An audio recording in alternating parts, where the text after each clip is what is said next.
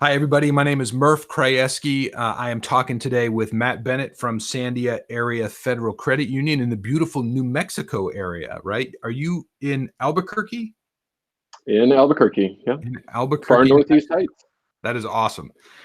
So Matt recently took his credit union contact center, and they're kind of doing some work with their local branch experiences as well to go work from home in the COVID-19 kind of shelter in place orders that we're under.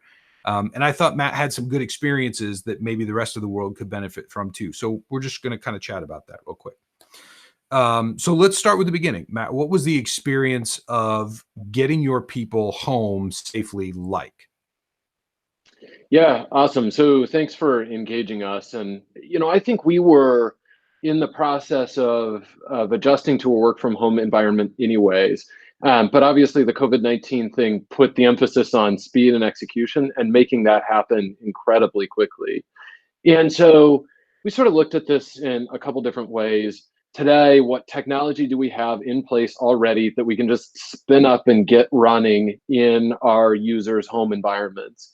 And for some of our agents, that meant sending them home with their desktop equipment that they have inside of the office, encrypting the hard drives, and just packaging up monitors and sending them off and on their way, and then working with them once they got home to be able to get connectivity established and make sure that they were able to function as they normally would inside of the office, just instead looking out their back patio window.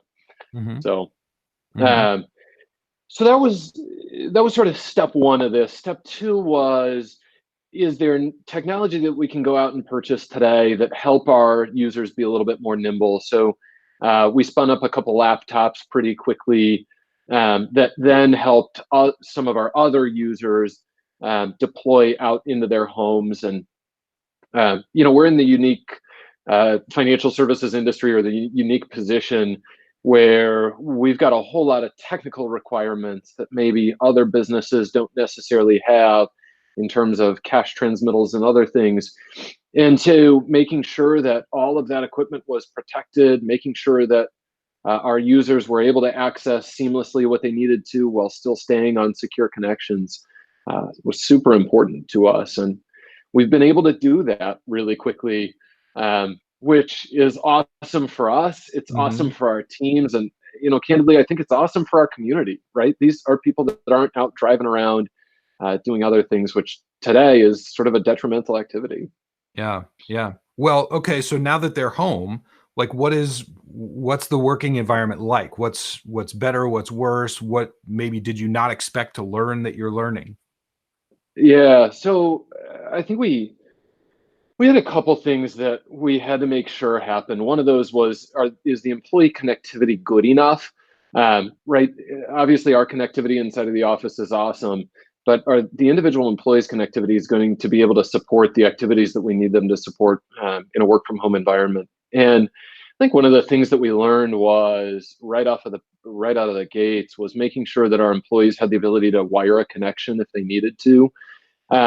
We found that Wi-Fi maybe wasn't as reliable as I think we sort of all think that it is when we're streaming Netflix on our TV. Mm-hmm. Um, but inside of the work from home environment, maybe there are situations where it's not as consistent. So we started sending each of our users home once we figured this out with cabling in the event that they needed it. So some Cat5 cables to be able to drag across their house if they weren't sitting next to a router, or some shorter cables in case that was necessary. And then really we wanted to make sure that they had a comfortable workspace to be able to perform the jobs. And I think, I'm sitting inside at my house right now and I've got a pretty comfortable workspace, but I think as leaders, sometimes we take that for granted. And Mm-hmm. it took connecting with each of our employees to say, okay, well, what's this going to look like for you when you get home? Do you feel good about kind of where you're going to be sitting? Do you feel good about the environment? Um, can we find ways to minimize disruptions?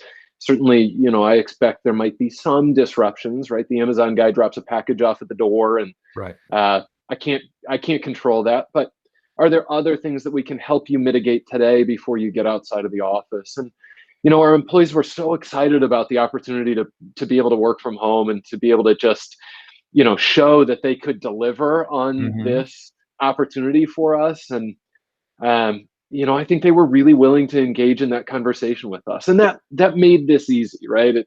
What do Yeah. you need? What can we get you? What can we send you out with? And um, they would tell us, and we'd find ways to be able to try and deliver on that.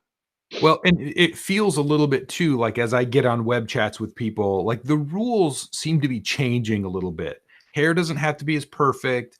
Kids and pets popping in and out of the audio or video every once in a while. Like it seems as though the world is a little more permissive about that. Have you guys at Sandia, have you accounted for that in your, I don't, not restrictions, but like what you're asking of your agents? Yeah, I think that's always a concern, right? So what is our member on the other side of this telephone conversation going to think of the Mhm. situation that this person is in, right? And Mhm. um, we are still monitoring our customer satisfaction scores through automated text messages at the conclusion of every call that go out to our members. And not once have I seen somebody say the dog was barking in the background and I couldn't stand it, Right. right? And so, and look, I'm not so naive as to think that those things aren't happening today, right? Mhm. I think the doorbells are ringing occasionally. I think the dogs are barking. I think sometimes the kids walk in. Yeah. And I think you're absolutely right. I think the world is far more permissive of that today. Mhm. Maybe they won't be tomorrow, but now we're learning, right? We're starting to Right. learn. Well, what works, what doesn't? How do I control those variables? Mhm. Can I unplug my doorbell, or can I, shut off my Ring and put it on do not disturb mode?